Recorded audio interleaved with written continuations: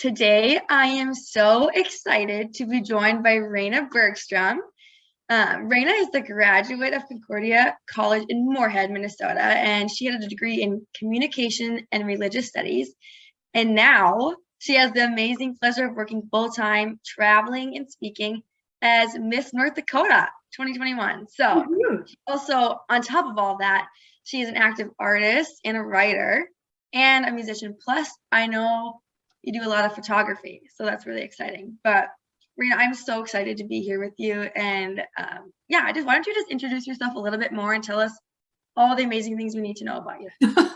Awesome. Well, thank you so much for that warm intro, Grace. Yes, my name is Rayna, and thrilled to be here this morning. It's a little early, but I guess not too early. The sun has finally risen. I'm sitting outside my window, so that's encouraging to see. Yes, I am from Fargo, native of, Fargo, North Dakota. I grew up here, went to Oak Grove Lutheran High School in town, and then I went to Concordia College, where I graduated, as you said, in 2018. And I have a big family. I'm one of 5 kids, and I moved home during the pandemic. So it's been exciting living at home because 4 of the 5 kids now are living at home, which is not something that I think my mother or father necessarily planned, because most of us are actually in our 20s, believe it or not. So we're living at home, doing all that. But it's been a lot of fun because we also have 5 dogs. And so we have 5 dogs and 4 of the kids living at home with mom and dad. And yes, but it's been the greatest joy too, because I don't think I would have dealt as well with the last 2 years if I didn't have that community of my family to be a part of. So very thankful for the home environment. And then this past June, I won the title of Miss North Dakota, which was a long time coming. I started competing when I was a freshman at Concordia, so 7 years ago, and competed a total of 4 times. I competed my freshman and sophomore years at Concordia, and then decided that I loved competing, had so much fun, but also I just wanted to focus on school and being really present there. So I decided to take a couple of years off, came back in 2019 and thought it was finally my time. It wasn't. I got first runner up and I was pretty devastated, but also just trusted God's plan and knowing that, if it wasn't meant to be, it wasn't meant to be. And so I kind of gave up on the dream, closed the door. And then a lady reached out who was leading a local competition and said that they needed more women to compete. And so she, in a short story, basically she convinced me to do it again. And I did it. And a month later, not even a month later, about 3 weeks later, the pandemic hit and the state competition was postponed from being that June to the following June. So over a year. And so it wasn't until then, June of 2021, that I finally had my last chance of competing. I'd actually aged out at that point, believe it or not, but because of the pandemic, I was grandfathered in. And so at 26, I was the oldest woman to ever win the title of Miss North Dakota. And since then, I've been doing it. And it's been the most challenging but rewarding year of my life in so many ways. And I was working full time actually at Concordia up until September of this year. So I was juggling both Miss North Dakota and working as a content specialist on Concordia's communications and marketing team up until September. And then really just had a heart to heart with my mom and my sister. And I just told them I was really struggling to do both because they're both technically full-time jobs. That's something that not everyone realizes about Miss North Dakota, is that it really is it's a huge commitment. I'm expected to go into schools and businesses and really speak and just talk with a lot of individuals across our state, which means a lot of traveling, a lot of time on the road. And when you have an in-person job, that meant I was going through a lot of PTO and didn't have much time to be present in that job. And so I realized, when I'm 90 years old and look back on my life, I don't want to have regret with my 1 year's Miss North Dakota wasting. So even though I loved my job at Concordia, I just felt on my heart that I needed to dive all in with being Miss North Dakota. Otherwise, I was going to regret it. So I decided that I was going to do it and do this unconventional job for 1 year, because really I'm a full-time freelancer. That's what I do. I schedule myself and try to stay as busy as possible. And it means a lot of reaching out, a lot of emails being like, hey, can I come to your event? Can I come to your school?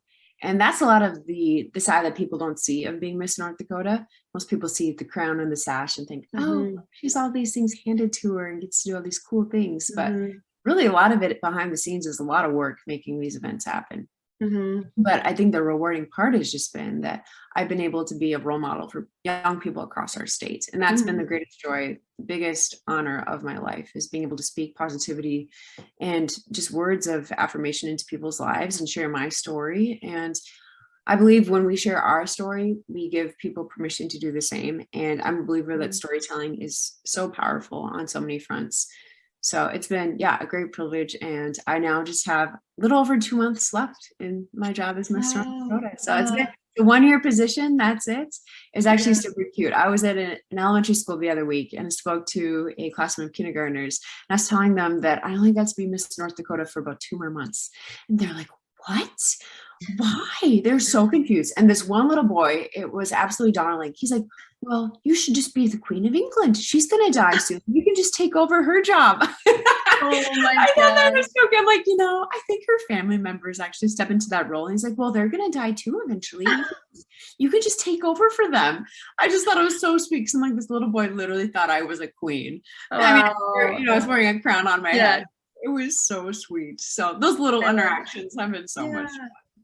Well, so I love how you brought up how it's not just like the crown and the sash. There's so much more that goes into it. And I think like you said, people do not see that. And so when it comes to, I mean, you said you're doing a lot of outreach. It's kind of up to you to like get out there. And obviously it's kind of like sales. I mean, really. And when it comes to that is like burnout. And that's what we talk a lot about. So maybe talk how you kind of protect yourself and how you avoid getting burnt out in this role when it's continually outreaching and doing all this. Like, how are you taking care of yourself, like resting, like finding that time?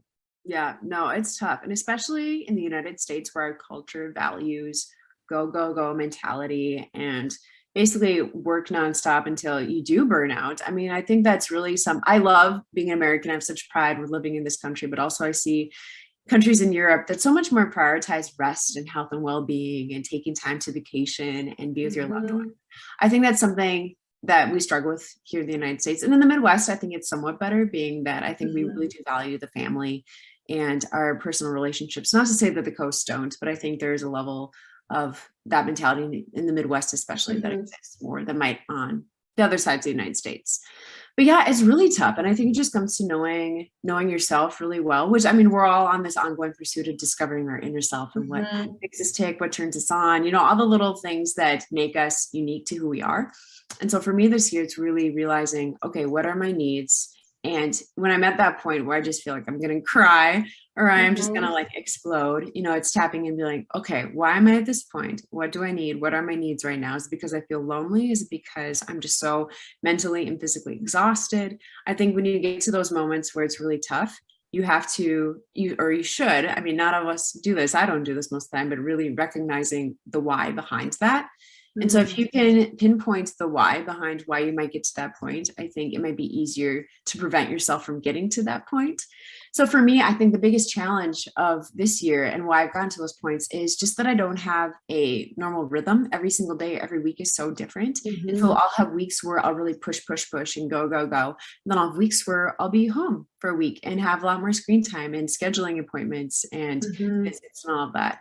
And so I've realized, after the weeks of where I'm go with people constantly, those weeks are super rewarding and so much fun. But I'm exhausted at the end of those weeks because when you're Miss North Dakota, I think people in a sense think you're a Disney princess. And so you have to be that face and smile and joyful presence that people expect of you, because that's kind of the legacy of the job and just the expectation of what it is. So after a week of go, smile, be happy and with everybody, I come home and I'm just like, oh my goodness, I need a few days just to recharge, to go to the gym, to sleep a bit, to write. I actually am very introverted, and I don't think people realize that about myself, because I project this energy that is very extroverted, and I love people. I do feed off of that energy too, but it needs to be balanced with my introverted side, which is more artistic and loves like photography and writing and being more in tune with myself, because I know for me, that's where I get reacquainted with who I am. And I feel more connected to my inner soul. And I know when I feel more connected with myself, that's when I can give more authentically back to others, because I feel more centered internally. And also too, that's my time when I pray, and like, I feel like I get more in touch with the Lord. And when I'm with people constantly, it's hard to kind of be still and filter out noise when you're just just constantly bombarded by conversation and the to-dos. So it's that's like the idea of just being still, and like, we need time to just like sit and be still. And like you said, like when we feel more connected, when we spend time like in prayer, when we just can sit, like that can be the most recharging thing. Like whether you're an introvert or extrovert, I think like you said, like the world is so fast paced, and we like our culture has that go mentality, like you said at the beginning, and it's like we never take time just to sit. And whether like whatever you're doing in that moment, just to like take 5 minutes and just like recharge yourself, I think that we forget that can be the most powerful thing in the world. Absolutely. And especially with technology now, I mean, the smartphone, this makes it seemingly impossible, because I feel like it's constantly just like buzzing and you're getting notifications, and you see 2 on your Facebook, you're like, oh, I gotta check it. And so when we have those moments of stillness, we automatically fill them with technology. And that's not stillness. That's not peace. That, I think, for many of us actually creates the opposite: more anxiety, more stress, because we're seeing all these notifications and people we need to get back to. And it's a lot. And I've actually found one of my favorite things about this year. So I said I do a lot of traveling, and I do a lot of that driving by myself. So I'll like cross like North Dakota. I'll go oftentimes out west, and I'll have 5 hours, be myself on the road in my car.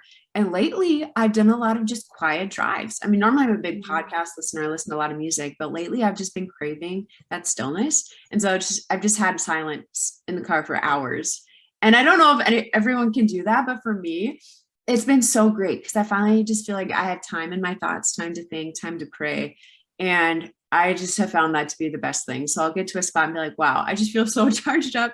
I just drove like 4 hours in silence. But this thing, It's so funny that you said that, because that's something I've been implementing, because so I drive so my hometown is about 2.5 hours away. And so pretty much like every weekend, and that's where my boyfriend's from. So I'm kind of like going back and forth all the time. And this past weekend, I did not, like lately, at least like the first hour, I just have to have silence. Because like that's my time when you finally just like remove yourself from everything, and all you have is you, and like you're in full control, and there's nothing to even think about, and just like this silence. It's actually so powerful. So I would challenge everyone listening to try a quiet drive. That's our challenge for the podcast, is try a quiet drive. Big proponent of that. It's just great for thinking. And I've had the best ideas on solo drives. Showers and drives. That's where I get my best ideas, because that's where I'm not on my phone. That's when I'm just in my own thoughts. I'm like, random ideas will just come to you, and you're like, where did that come from? So powerful for sure. Well, Rayna, so when it comes to, you're obviously busy, like you just said, you're traveling all the time, doing all this stuff. So, and I know you said you live at home with your family right now, but how are you really finding the balance between like work, family, friends, but also how are you incorporating faith into all of that? Yes, going into this year, I had conversations with a number of former Miss North Dakotas. And one thing they warned me of in the job is that it can be a very lonely and isolating year. And for me, just knowing my history background, I really don't deal well with loneliness. And so right away I was like, okay, I don't want to get to that point where I feel isolated and alone. So how can I mitigate that? And I knew living at home would be a big piece of that. So for me, that's been huge. 2, where was I going with that? 2, so family. And oh my gosh, I totally just lost my train of thought. What was I even saying? Does that happen to you ever? And you're just like, it happens to me all the time. All the time. I'm like, shoot. I'm like, where was I going with that? Okay, so I was talking about loneliness. Tell me the original question again. I can't believe I just totally had a brain fart. Sorry, okay. I just asked, like, how are you balancing work, family, friends, and then thinking all that? Yeah. Yes. How am I balancing family and friends? Okay, I know where I was going with that. Okay, so 2. So I knew that even though I was going to have this very kind of chaotic, all over kind of year, I didn't want my relationships to go to the wayside. And so I still made it a priority to meet up with at least one friend a week. I lead a small group at my church. And so I decided I still wanted to be a part of that every week that I was in town. I knew that was going to be a challenge, knowing that some Wednesdays I wasn't going to be in Fargo Moorhead, but I lead a group of high school girls. And I just told them, like, hey, like, I'm not going to be here every week, but I still want to be here for you. And I still want to be a part of this awesome community. So I'm still doing that. It's been hard because some weeks I've been gone for like 2 or 3 weeks at a time. Mm-hmm. But that's a great community that I've been able to still be a part of. And yeah, I think just for me, relationships I realize are the most important thing. Mm-hmm. So whether that be, you know, like in-person relationships, but also like my relationship with God, because at the end of the day, at the end of our lives, I mean, that's what we're going to reflect on and realize, hey, this is really what mattered in my life, is these relationships. Mm-hmm. So I just try to make them a priority. And I haven't found that to be too much of a challenge. I like to think that I'm pretty good at reaching out to my friends and staying in communication. I don't know. I guess as I said, I majored in communication in college. So I'd like to think I'm a somewhat decent communicator. But I mean, for us, I mean, communication is so underrated and is such a challenge. Mm-hmm. But it's just knowing everyone's kind of expectations of communication styles, at least for those you're closest to. Yeah. Really, really helpful. That is such a good point, because everyone truly communicates so differently, and you need to know, like, sometimes, like, I know we talk about, like, sometimes we have a specific friends that just, like, never reach out, but they are just, like, they want to be with you, but they're just really bad at communicating that. So it's like recognizing, you know, maybe this one friend you want to see all the time, but they just are horrible at reaching out. So, like, I think that's really awesome. You said that you make it a priority to meet with one friend a week. And that probably helps with the loneliness. And I think, like, could you dive a little bit more into, like, the loneliness part, and also, like, how have you leaned into your faith in times of struggle with that? Or, I mean, if you have struggled with it, or just, like, how have you leaned into your faith when times have gotten hard? Mm-hmm.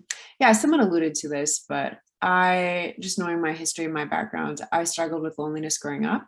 I was very shy. So in elementary school, I remember playing at recess on the playground by myself a lot of the time. And those memories, it's fascinating how your childhood memories will stick with you. Like the ones that really, like, struck you at your core, they stick with you your entire life. And so I remember, swinging on play sets in elementary school by myself and just wondering, like, what's wrong with me? Like, why don't I have any friends? I mean, there's a number of reasons, but I mean, I did have friends, not saying I didn't have friends, but I'm like, why was I in that situation? And a big part of that was I was just really shy. And I wasn't one to go up to kids and be like, hey, like, let's play, let's do stuff. Like, I was more like just reclusive and to myself.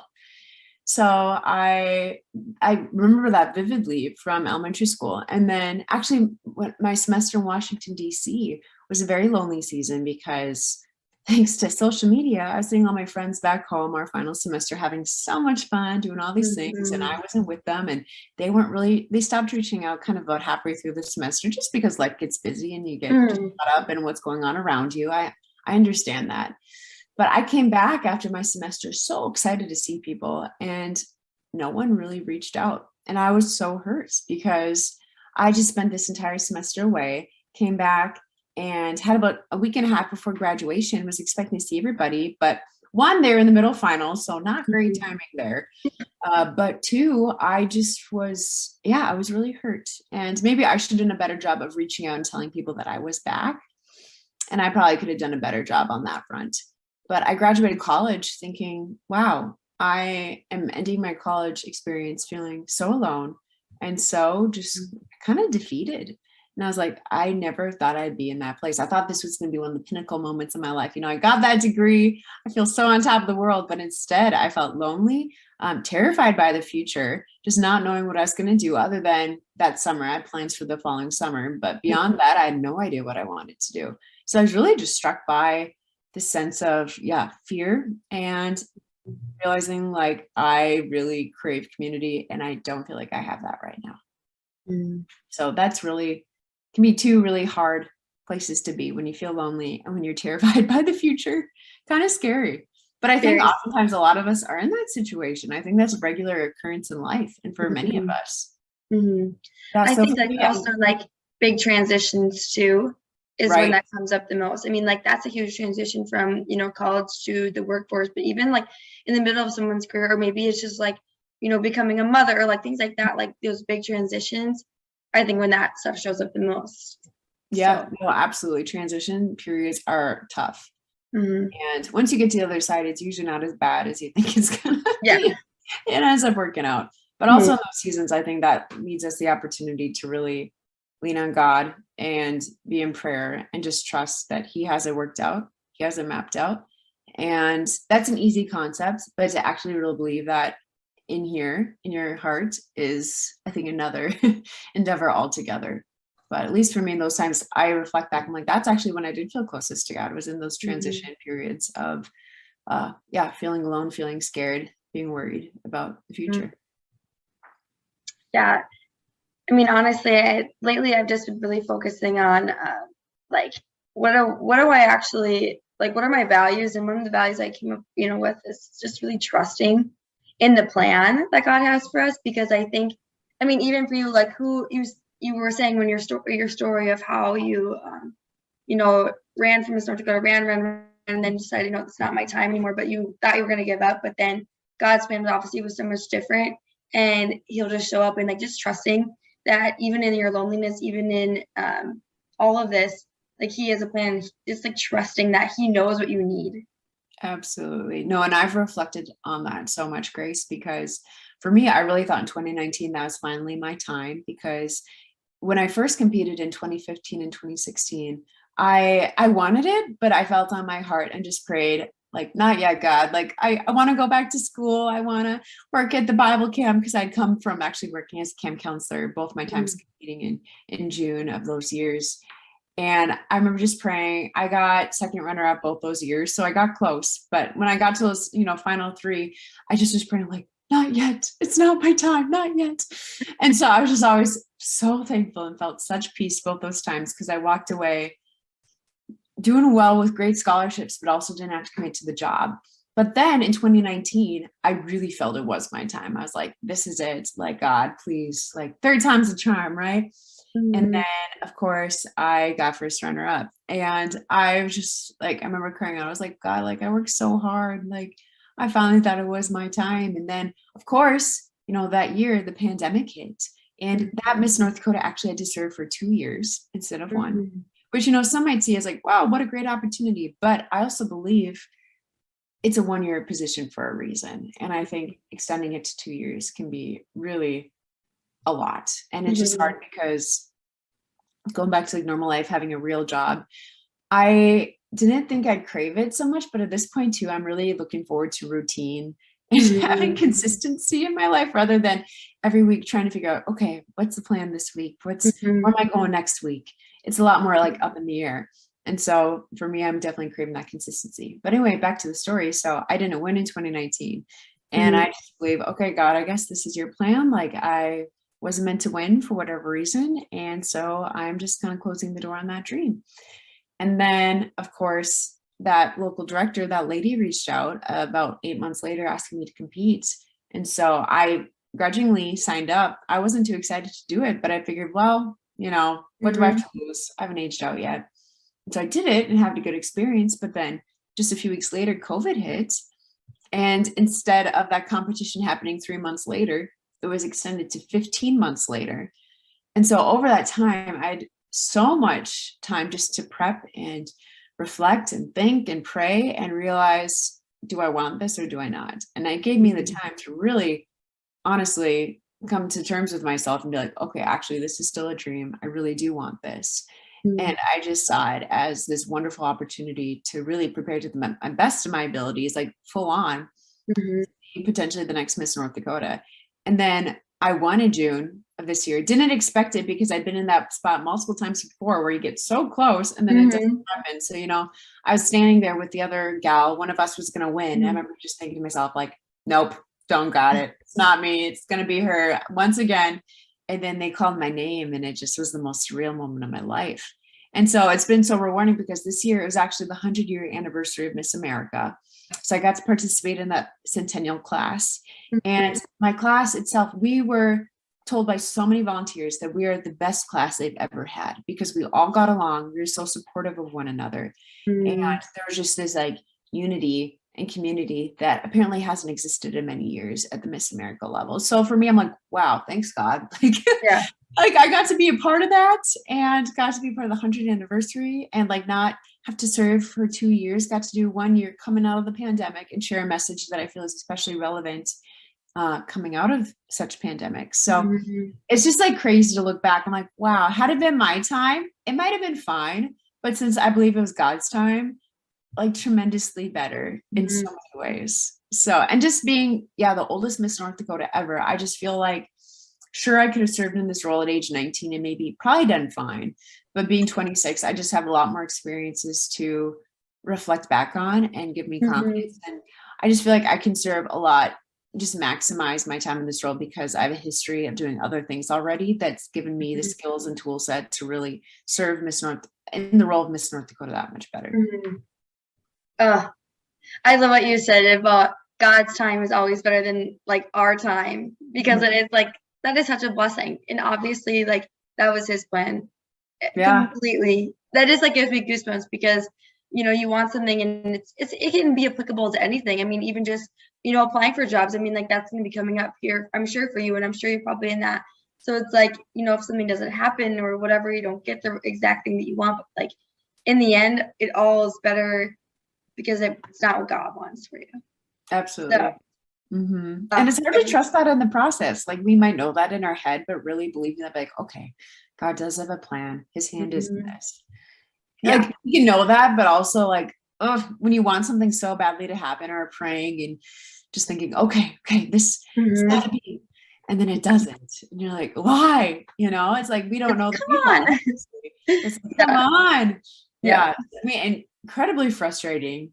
And I think for me, there's been multiple times, even since like winning, I'm like, why did this happen the way it did? But just reflecting on at least my Miss North Dakota journey has given me a lot of peace and knowing, okay, no, his hand is definitely in this. And I just need to continue trusting and relying on him through it all.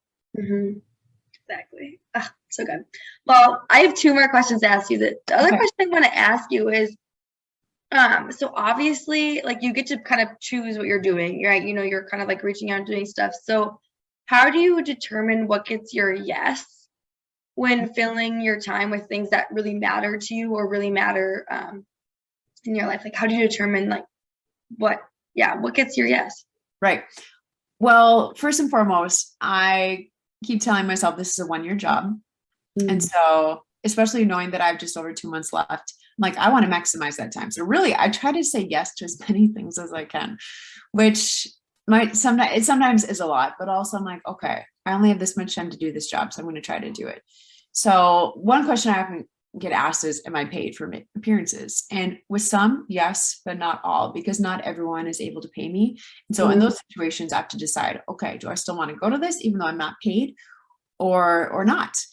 And so, for instance, a couple of weeks ago, I went to Devils Lake High School they had a 9th grade and 10th grade speaker day, essentially. They took the ACT in the morning and then had speakers in the afternoon. And it was an unpaid visit. And I knew that going into it, but I was also like, okay, this gives me the opportunity to speak to over 100 kids potentially. And yes, it's about 5 hours of driving because it's about 2.5 hours there, 2.5 hours back, but I have the opportunity to pour into kids. And so immediately I was like, yes, I'm doing it. I want to do it because for one, I didn't have anything else scheduled that day. So I had a wide open day.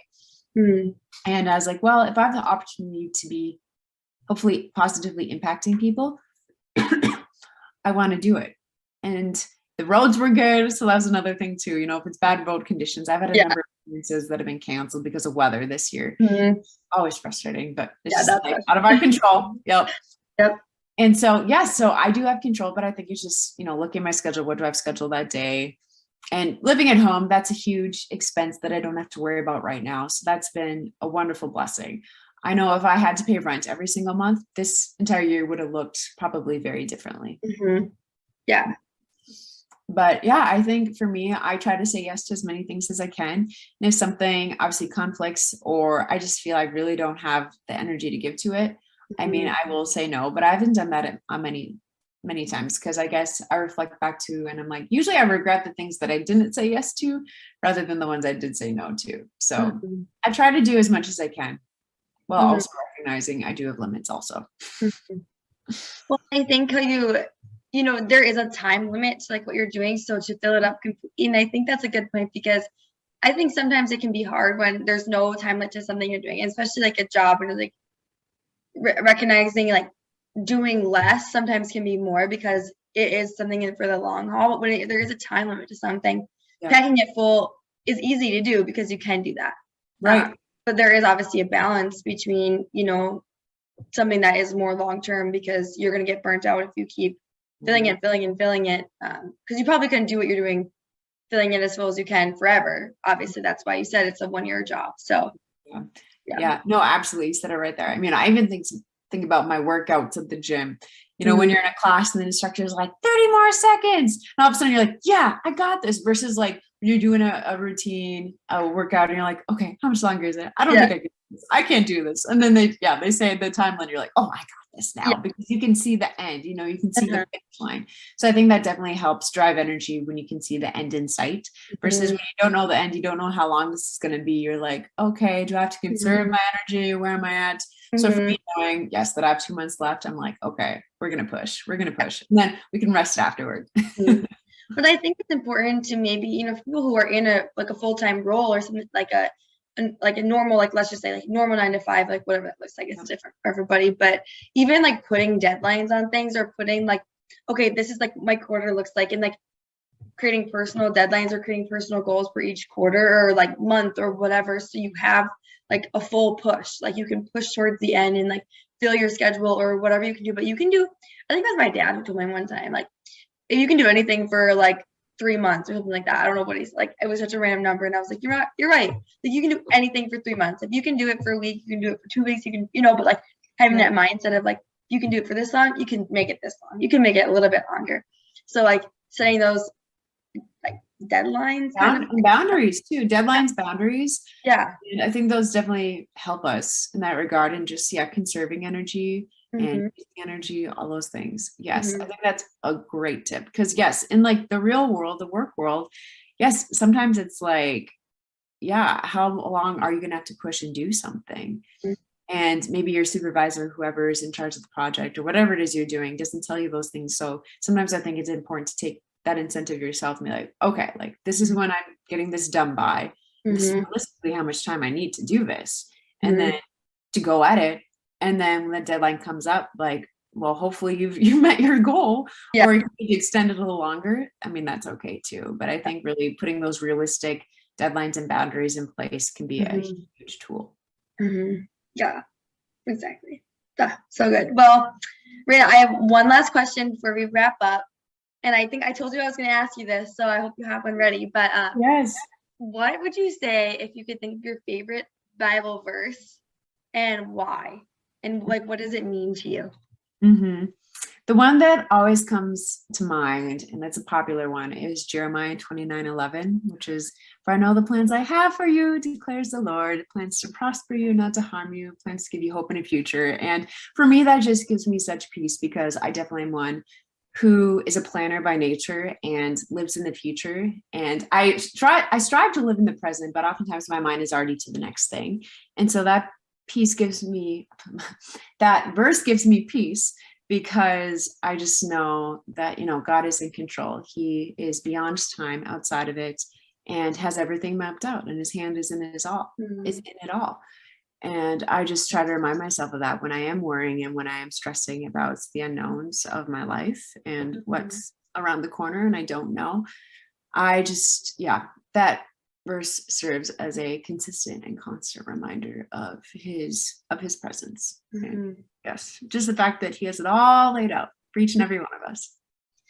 That's just so good. It's so funny that you said this verse, because this verse has popped up like 6 times for me in the past like couple days, and I'm like, okay, God, maybe this is like a sign. And it's so funny because I went to a retreat back in November, and this was like our verse that the whole weekend was based around, like, Lord, and we sang like, for I know the plans I have.